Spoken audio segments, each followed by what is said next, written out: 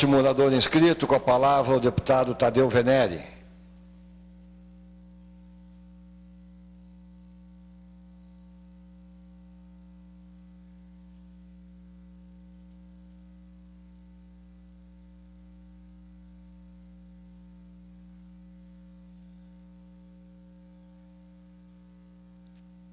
Senhor presidente, senhores deputados e senhoras deputadas,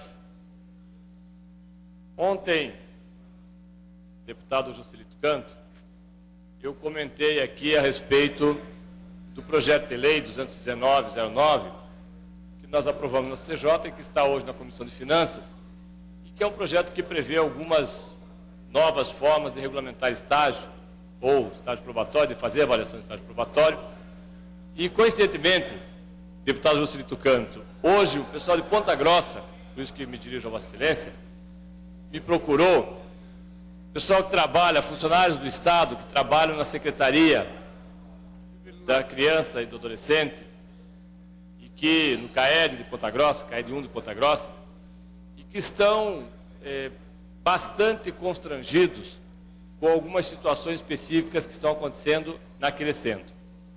Nos relataram algumas situações que eu vou passar, inclusive, aqui aos senhores deputados e às senhoras deputadas. Estou fazendo hoje pedido de informações para entregar amanhã, provavelmente amanhã nós vamos encaminhar essa casa, para entregar à secretária Thelma, porque nós estamos vivendo, deputado Pérez, Vossa Excelência também é de Ponta Grossa, nós estamos vivendo uma situação naquele CAED inusitada. Para o senhor ter uma ideia, foi feita a avaliação do estágio probatório, agora, estágio probatório que 3 anos depois, agora esteve concluído, onde cerca de 20 funcionários foram avaliados como insuficientes. Para a surpresa desses funcionários, eles tentaram saber exatamente qual é a razão que estão sendo avaliados como insuficientes. E aí, informalmente, foi dito que não é para se preocuparem, porque dos 20, 3 deverão ser exonerados. E o objetivo é transformar esse centro num relacionamento que possibilite depois a exoneração dos 3. Ora, nós, obviamente, ficamos preocupados com essas afirmações, primeiro porque são cerca de 90 funcionários. Vossa Excelência conhece, CAED sabe que são cerca de 90 funcionários. Segundo, que me surpreende uma afirmação dita que o senhor Amarildo Rodrigues da Silva exige que seja tratado por senhor Amarildo sob pena de não o fazendo os funcionários incorrerem em processo disciplinar. O que é um absurdo, porque nós sabemos que isso não está em nenhum lugar escrito que as pessoas têm que ter esse tratamento. Tem que ter um tratamento, obviamente, respeitoso, mas não dessa forma. Também não entendi por que, quando foi questionado a forma de ser feita a contenção, inclusive com algemas, em alguns adolescentes, que estaria afetando o relacionamento com os adolescentes, o próprio diretor falou que isso não era problema para ser resolvido pelos funcionários, afastou inclusive um funcionário. Essas informações me foram passadas e é a partir daí que eu vou fazer o pedido de informações, deputado Dobrandino. Nós acreditamos que o MP, inclusive o Ministério Público, não deve estar sabendo a respeito desses procedimentos com crianças e adolescentes. Também me chamou a atenção porque, vejam, senhores, nós tivemos um caso específico na reunião de março, 4 de março de 2009, o assistente social da equipe do Sense levantou questões relacionadas à segurança e estrutura da unidade. A mesma pessoa foi chamada dias depois na sala da direção e lhe foi chamada a atenção por ter se posicionado contra a direção na citada reunião.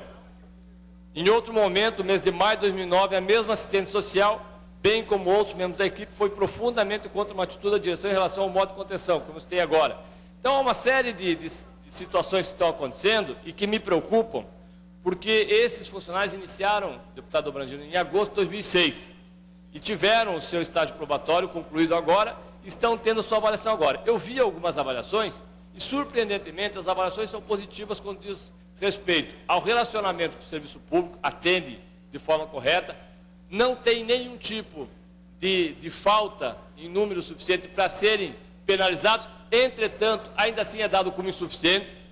O mesmo diretor, que é um educador de Londrina, o diretor Amarildo, proibiu que as equipes se reúnam, vejam um absurdo, proibiu que as equipes se reúnam no horário de café.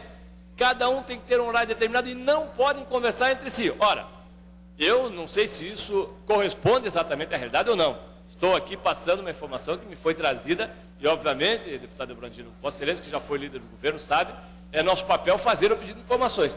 Agora, se isso for confirmado, é um absurdo, porque nós estamos tratando de pessoas, nós estamos tratando de psicólogos, de assistentes sociais, de odontólogos, de pessoas, de profissionais que estão sendo impedidos, inclusive, de se relacionar entre si, sob pena de o fazendo estarem incorrendo em disciplina. Isso não existe em lugar nenhum. É bom lembrar que o regime de exceção, felizmente, acabou em 1984. Vossa Excelência tem mais um minuto, deputado. Obrigado, senhor presidente. Para aqueles que têm saudade dele, é bom nós lembrarmos que esse não é o método de se tratar funcionário público. Muito menos criando terror dentro da unidade, o assédio moral feito de forma explícita sobre esses funcionários.